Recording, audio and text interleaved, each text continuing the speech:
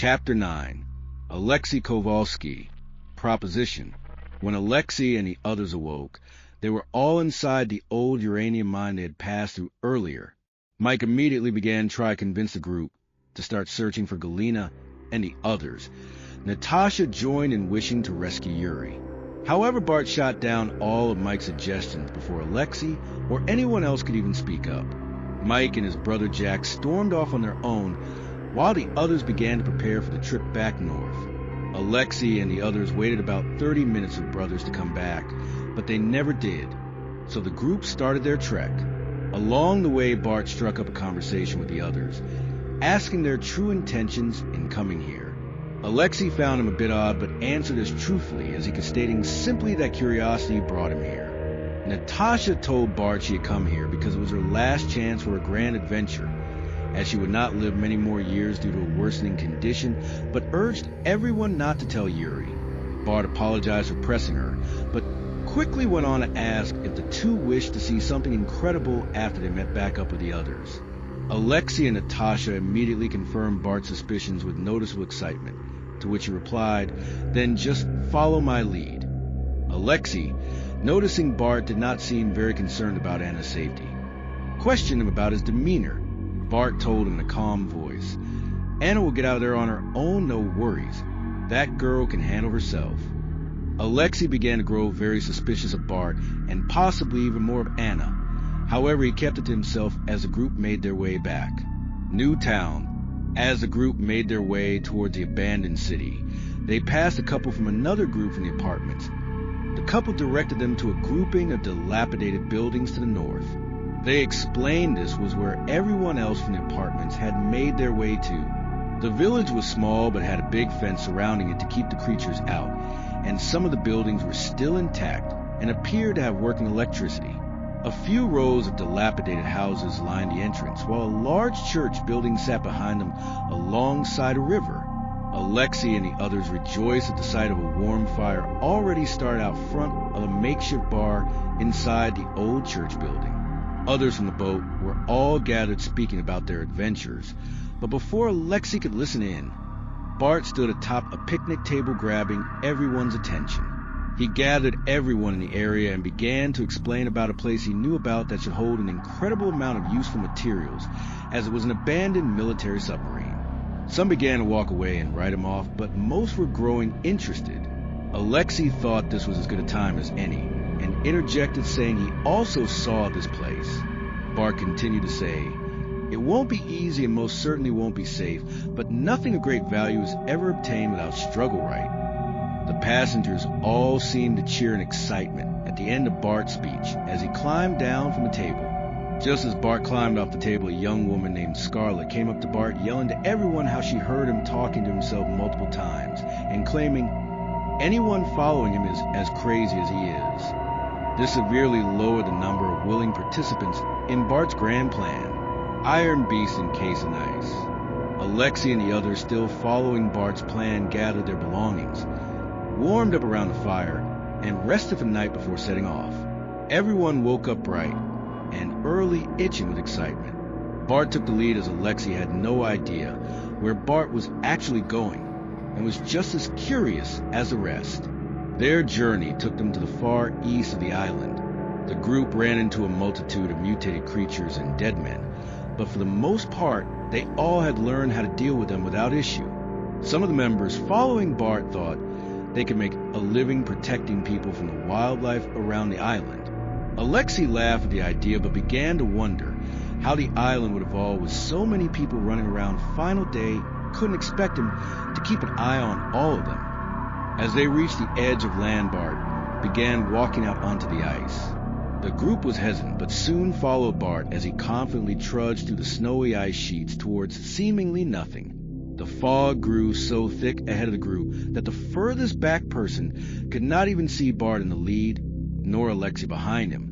Bart stopped suddenly, telling everyone get down immediately. The group followed his orders, but it was not quick enough.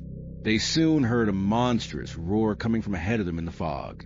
Bart began firing his weapon before anyone else could even see what to shoot, but soon everyone was locked on a huge mutated bear rushing the group.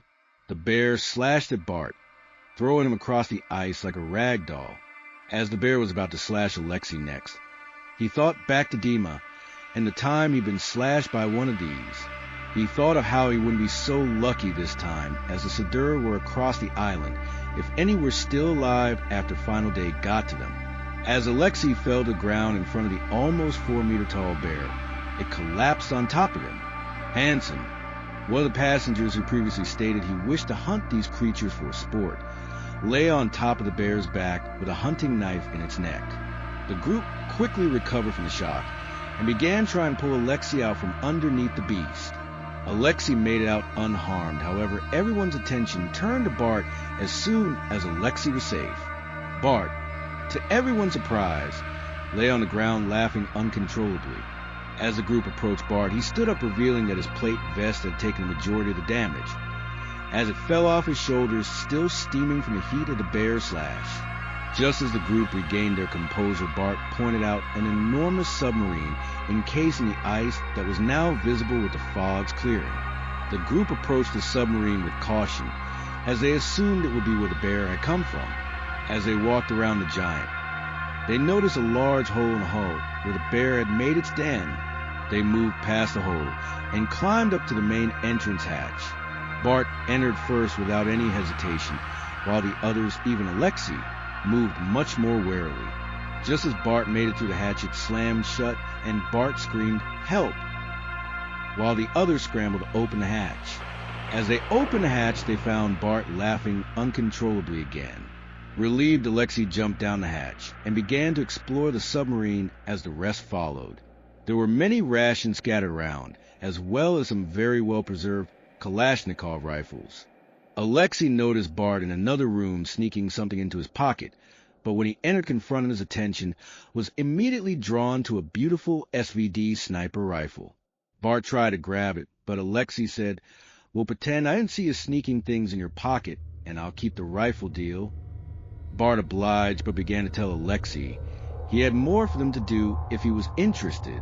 Alexei nodded and returned to scavenging the wreck. The group found nothing more used aside from some ammunition for the weapons found in the wreck.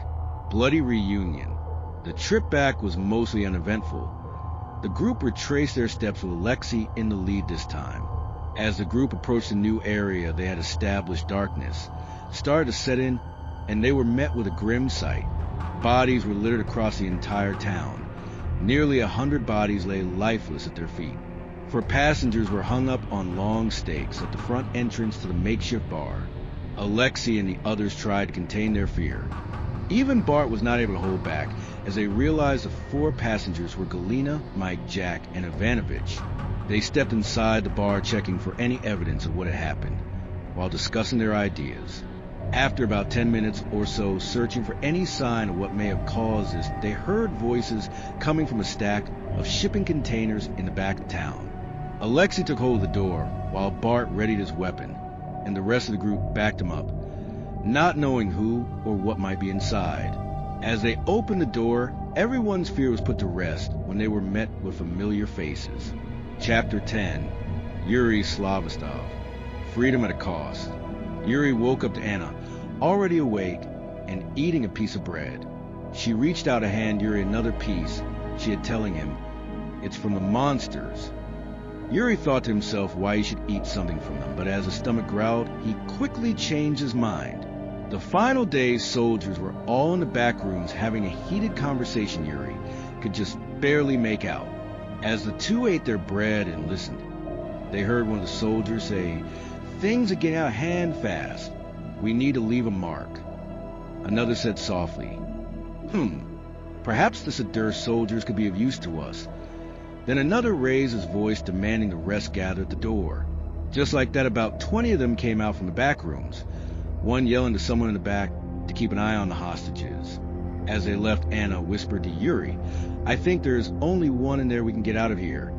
Yuri looked back with surprise painted across his face, having not expected something like this from such a tiny, cute girl.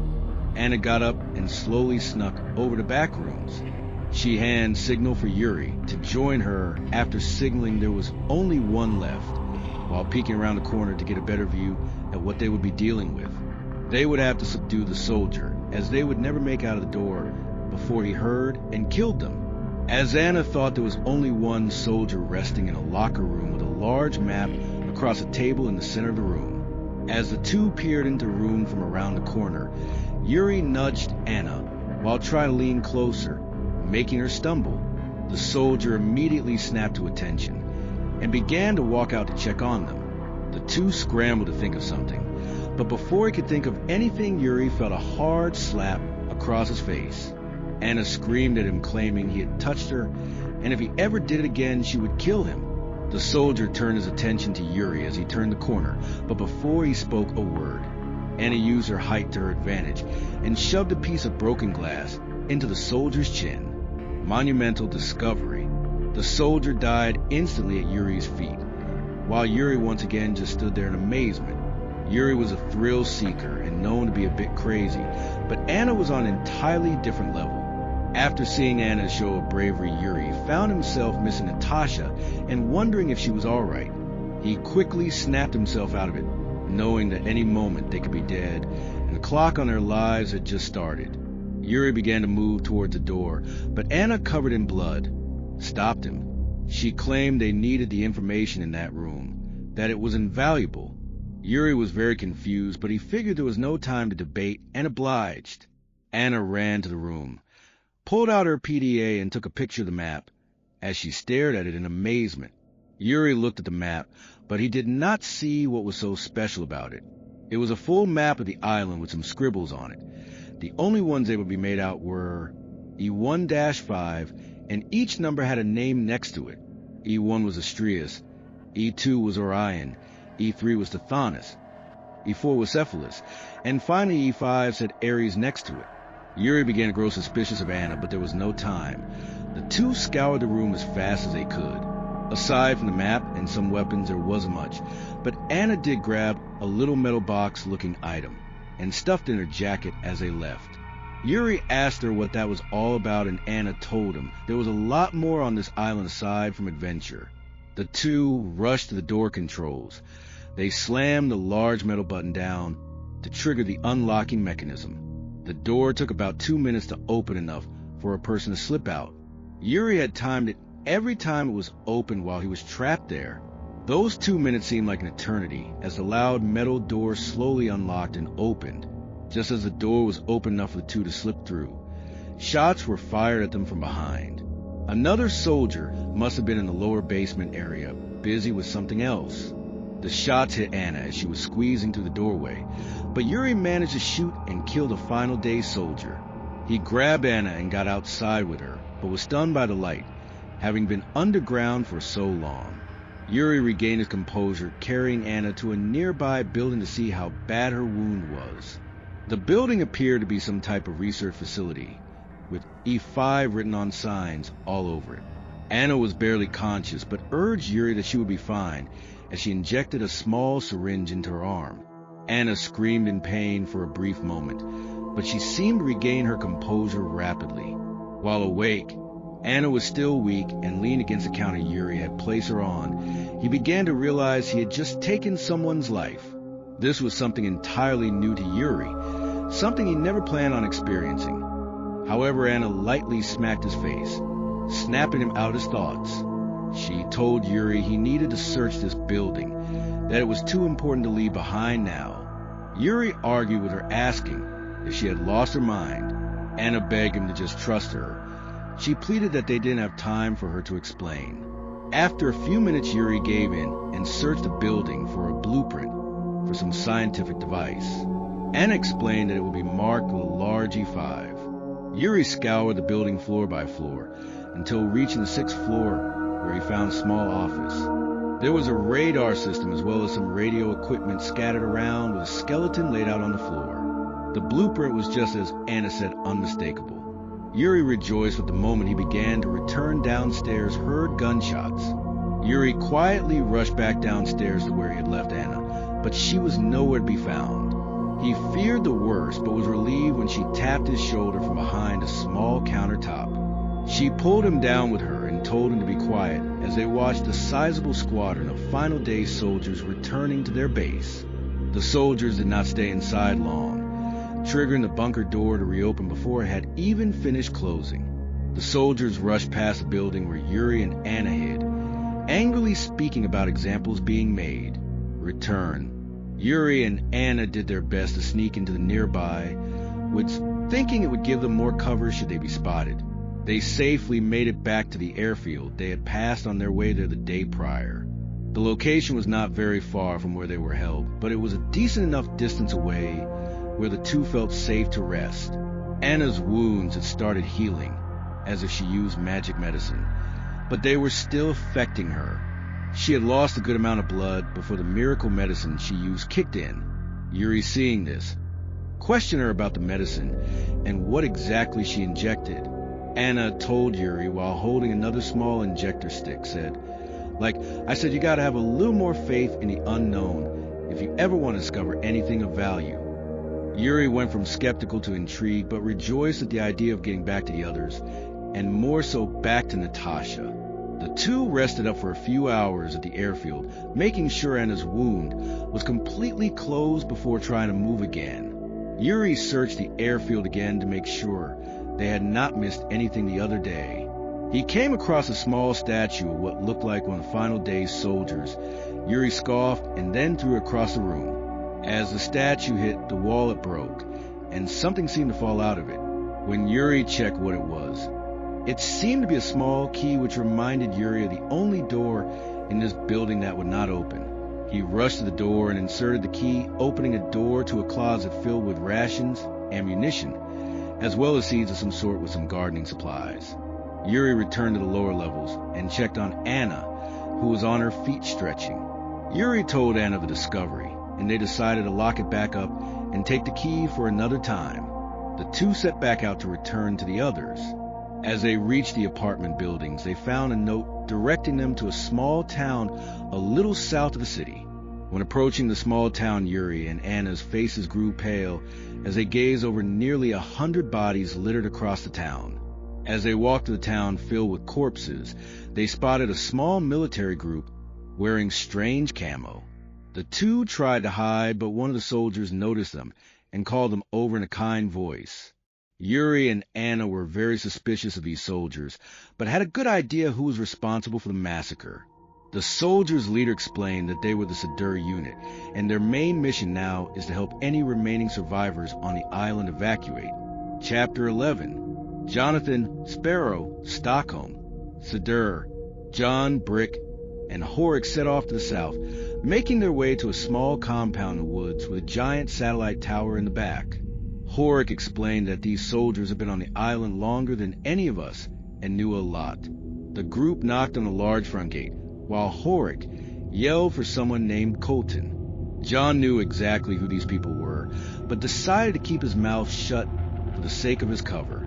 A stern but kind voice answered the gate, telling the group to holster any weapons they possessed and stand back with their hands raised. John was a bit uncomfortable with this, but knowing who Sadur are from his briefing, he complied. 5 soldiers came out wearing a strange camouflage John had never seen before, but John recognized one of the men as a family member of his and swiftly covered his face using his scarf. The Sadur were swift and disarmed the group as they were brought into the compound. Horik told one of the soldiers that they had something he would want to see, calling the man Colton.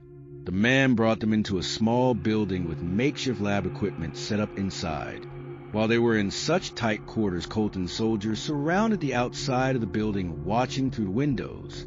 Horik began to show Colton the blueprints John and Brick had found. Colton seemed very interested in the document, but upon realizing the E5 printed on the bottom corner, he threw it on the ground. Colton, in a somewhat angered voice, told the group, "Get that out of here. It will only bring pain and suffering." Brick tried convincing Colton, telling him how important the pursuit for truth is. However, it was unsuccessful. John kept quiet to not make Colton aware who he was, as this could destroy his mission, but wondered what he could be doing on the island. The group dropped the subject, grabbed their document, and requested a trade for some supplies before leaving. Horik's task. On the way back to the village, Horik told John and Brick he could still build the item in the blueprint. He claimed if they made a few pit stops on their way back, he should be able to find enough materials for it. The two agreed without any convincing needed. Brick seemed more excited than anyone. They made their way to a huge mine and started to explore the complex above it. Horik explained the materials he would need and which metals would suffice. John and Brick split up, moving north and south, while Horik searched the center of the compound.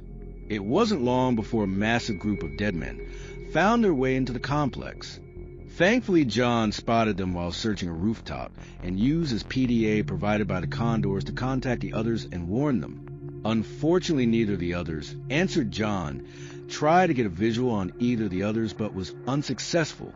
John had no other choice than to wait out the horde from the roof and hope the others were safe. The horde seemed to pass rather faster than usual, but once John made sure they were gone, he climbed down from the roof. Horik could be seen exiting a large building on the opposite side of the yard, but Brick was nowhere to be found.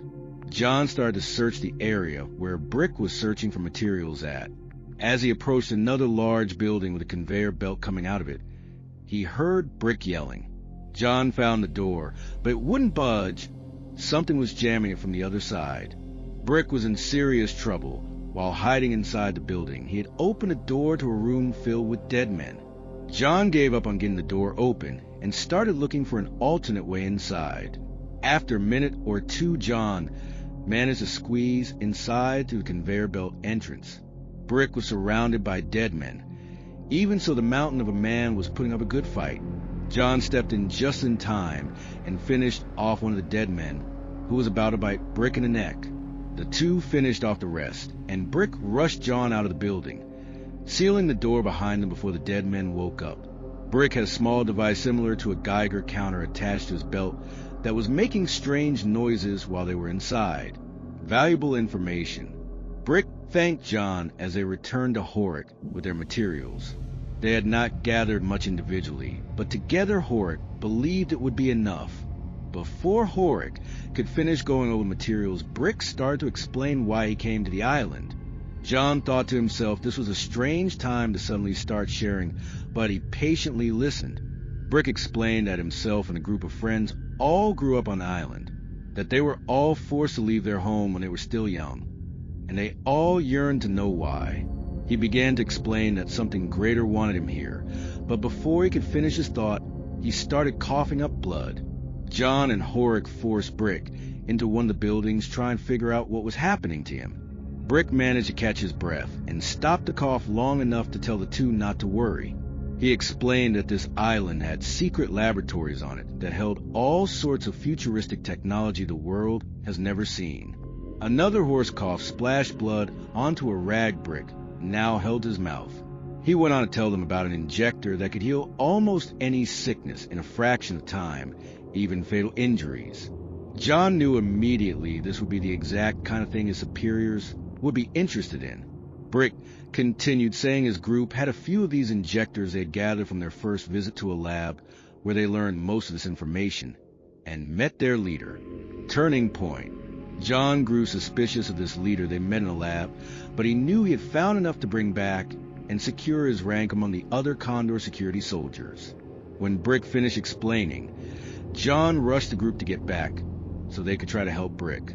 Brick took a minute to catch his breath, and the group began their trek back home. As the group made their way back, they were extra careful to avoid any dead men, because Brick was moving slower than usual. Eventually, they made it only to discover what looked like a war zone. However, almost none of the nearly 100 corpses surrounding the town even had weapons in their hands. Horik puked in disgust while Brick and John collected themselves. The group made their way to the shipping containers Horik had set up shop in, but before they could enter, they heard talking out front. They returned to the entrance of the village to see Yuri and Anna stunned at the massacre and talking with the Sadur soldiers. After noticing the others, Anna ran up to Brick, jumping in his arms as he grunted in pain. Anna swiftly jumped down, called him an idiot, and stuck him with an injector. Before John could ask, Anna told Brick to be more careful. That was the last one she had. While the group made their way to the containers, catching up John's slip-away, saying he needed a minute to think alone. John started making his way back to the port, wondering what was really happening on the island, and if any of this was worth it.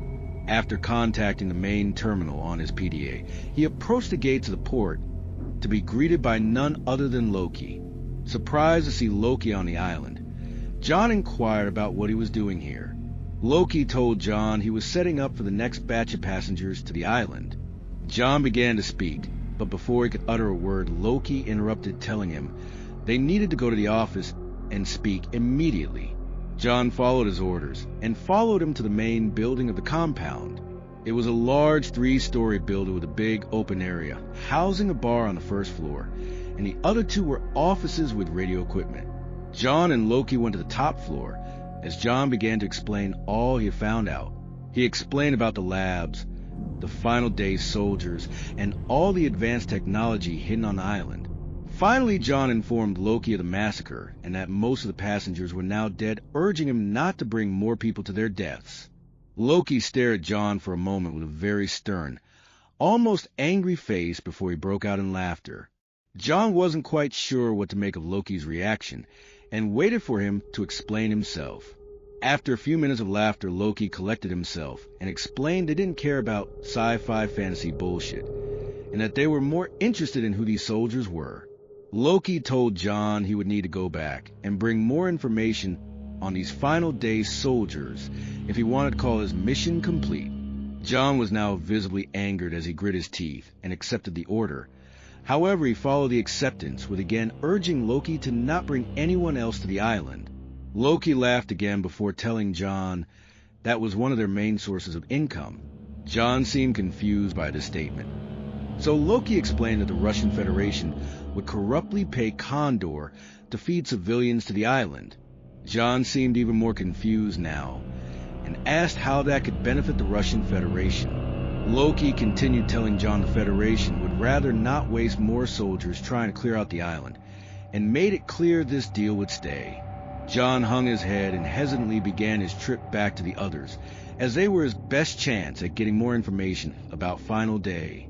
As he exited the building, Loki yelled, "Keep your chin up, Sparrow, you're almost done." John was deep in thought about what he would do the entire trip back to the others as night began to set in. Chapter 12. Colton, Stockholm. Exploration to the west.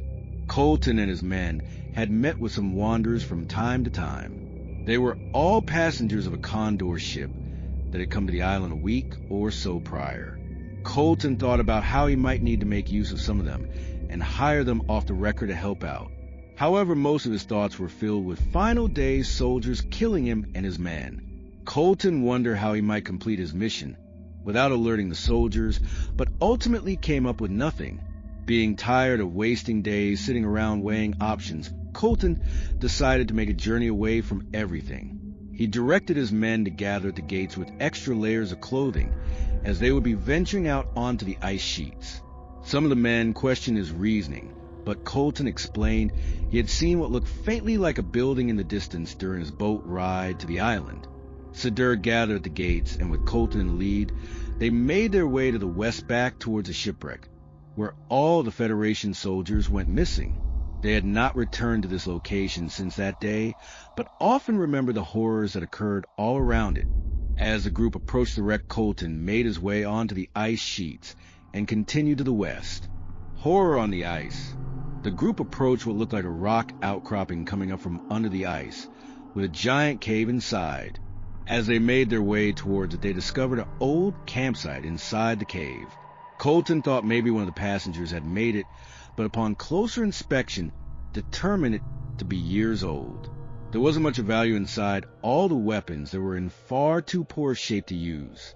Colton directed his men to keep moving, but to mark down a location should they need shelter in the future.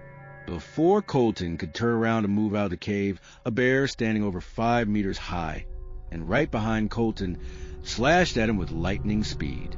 However, one of Colton's men dove towards Colton, pushing him out of the way. The soldier was ripped in half instantly, while Colton lay on the ground covered in the soldier's blood. The bear thrashed through Colton's men, but the majority of them managed to climb atop the cave for safety. Colton and the rest of the Sadur unit opened fire on the giant bear, while it struggled to make it up the sides of the icy rock.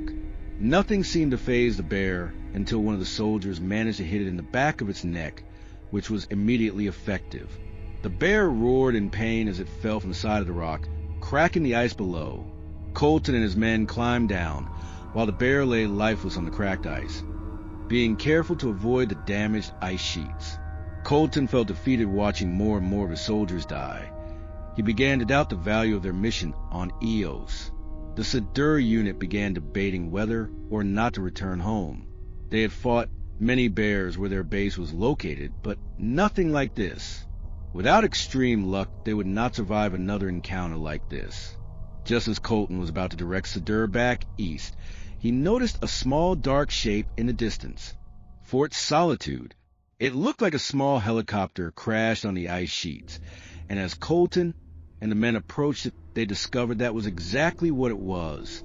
Colton wondered what it could be doing all the way out here, but before he could think for too long, a soldier handed him a document found inside. The document was a mission objective to discover a weak point in Fort Solitude's defenses. There was more on the document, but most of it was smeared with blood. The soldier had found it on the other side of the helicopter, where a dead military soldier lay frozen solid. Another Sadur soldier pointed out a small piece of machinery near where the body lay frozen. They managed to get the machine out. However, part of it snapped off in the ice. While Colton inspected the device, a strong wind picked up, clearing the ice fog and making the temperatures even more harsh. As the fog cleared, one of the units spotted a large military compound in the distance. Colton knew they would not survive in the dropping temperatures for long, and made a decision to move even further west of this compound in hopes they could find shelter till the winds died down. Sadur rushed across the ice as fast as they could as the winds whipped the uncovered parts of their faces. Colton had never felt cold like this ever in his life, not even during all his time on the island. In front of them was a massive walled-off compound with a gigantic antenna system built across the backside. There were multiple barracks buildings with a tall multi-floor apartment building. Just as the first soldier entered the gates, he immediately collapsed with steam rising from his head. The man screamed in pain, but only for an instant as he lay dead at their feet. Without a second to mourn the lost, Colton ordered them back to the cave. They had no time to waste, as the cold would soon kill the rest of them if they didn't find shelter quickly. The Sadur unit, now in a full sprint through the snow-covered ice sheets, made their way towards the cave. Colton knew they might not all make it out of this, if any of them did. Even after all the mutated creatures they had come across, the abnormal cold was still one of the deadliest things on the island. At this point, it was every single man for themselves as they trudged through the snow as fast as they could. When they made it to the cave, Colton looked back over his soldiers, realizing almost half of them never made it to the cave. Decisions. Colton dropped to his knees, tried to keep himself from crying as he truly felt defeated. He thought how much better the entire unit would have been if he had died instead of their original leader.